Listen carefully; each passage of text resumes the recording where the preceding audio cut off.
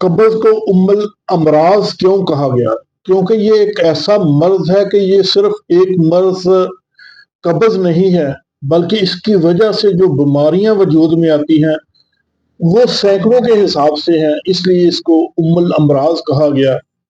और लोग साल हर साल से इसके लिए मेडिसिन इस्तेमाल कर रहे हैं। कोई कब्ज के लिए गोलियां इस्तेमाल कर रहा है, कोई जलाब इस्तेमाल कर रहा है, कोई तरह तरह के टोटके इस्तेमाल कर रहा है, लेकिन कब्ज इतनी ढीठ है कि छोड़ने का नाम नहीं लेती। वो एक दिन दवाई खाई, अगले दिन बहाना खुल के आया, जब नहीं खाई बहाना फिर नहीं आया। तो ये एक सरदर्द बना हुआ है ये मर्ज। तो इसके लिए हम आपको इतना रिक्वेस्ट करेंगे कि कब्ज की दवाई जरूर लें, लेकिन कब्ज के असबाब का इलाज करें। तो कब्ज का जो सबसे बड़ा सबब है वो आंतों की खुश्की है।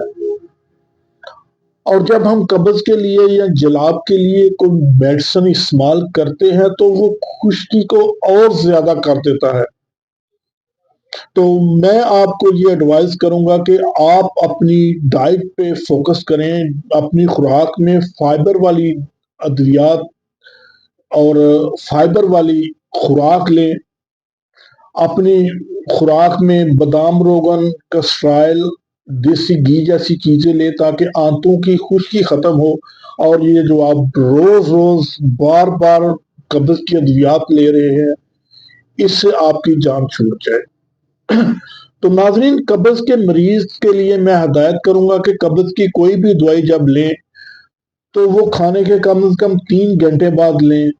और इसके साथ साथ कब्ज के लिए कोई भी ऐसी अद्वियात जो बहुत तेज हों, जलाब टाइप हों, उनको कभी कभार लें, उनको रेगुलर ना लें।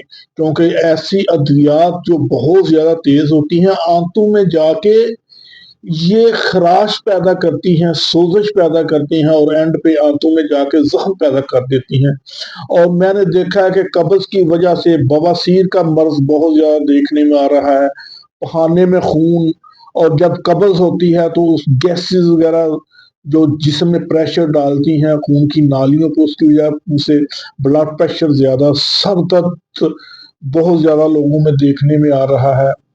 इसके अलावा तबखीर, गैस और इस तरह के बहुत से अमराज देखने में आ रहे हैं। जब फासद मवाद आपके जिस्म से प्रॉपर खारिज नहीं होंगे तो जिस्म में बेचैनी, और यही फासद मादे जिस्म में जहरीले असरात पैदा करेंगे और जिस्म के अफ़ाल मुतासर होंगे। और जब कब्ज ज्यादा देर रहेगी तो यही जिस्म की जिल्द पे इसके असरात होंगे। आपका कलर जो है वो डल होना शुरू हो जाएगा, ब्लैक होना शुरू हो जाएगा, जिस्म पे एलर्जी, दाने और इस तरह की चीजें ज़ाहिर होना शुरू हो जाएंगी। आप लोग इन चीज़ों का इलाज करते रहेंगे, लेकिन कब्ज पे आप लोग तवज्जो नहीं देंगे तो फिर आपका हम क्या कह सकते हैं। इसके लिए बेहतर है कि किसी अच्छे मुआलिज से रब्ता करें, अपनी डायग्नोज कराएं। कब्ज की वजह से जो मर्ज पैदा हो रहे हैं उन पे तवज्जो ना दें, कब्ज को ठीक करें। और कब्ज के लिए आपका डाइट प्लान सबसे बेहतरीन है। तो ये थी कुछ कब्ज के। तो नाज़रीन, आज कब्ज के लिए हम आपसे एक ऐसी अच्छी रेसिपी शेयर करेंगे जिससे ना तो आपके पेट में मरोड़ होगा, ना तो आपको बहुत ज्यादा लूज मोशन आएंगे, और ना ही ये आपकी आंतों को नुकसान देगी। बल्कि सुबह जब आप उठेंगे तो एक बिल्कुल खुल के बहाना आएगा और आपकी तबीयत फ्रेश हो जाएगी। उसके लिए आपने करना क्या है कि आपने सना मक्की के पत्ते लेने हैं पंसार की दुकान से, और उसमें से जितने तिनके हैं वो आपने चुन के निकाल के फेंक देने हैं, वो जाया कर देने हैं। और उन पत्तों का वजन 100 ग्राम हो। और 100 ग्राम आपने गुले गुलाब ईरानी, गुलाब के ईरानी फूल लेने हैं, उनको भी अच्छी तरह साफ कर लें। और 50 ग्राम आपने कलवंजी लेनी है। ये तीन चीजें अलग अलग अच्छी तरह पाउडर करें, फाइन पाउडर करें।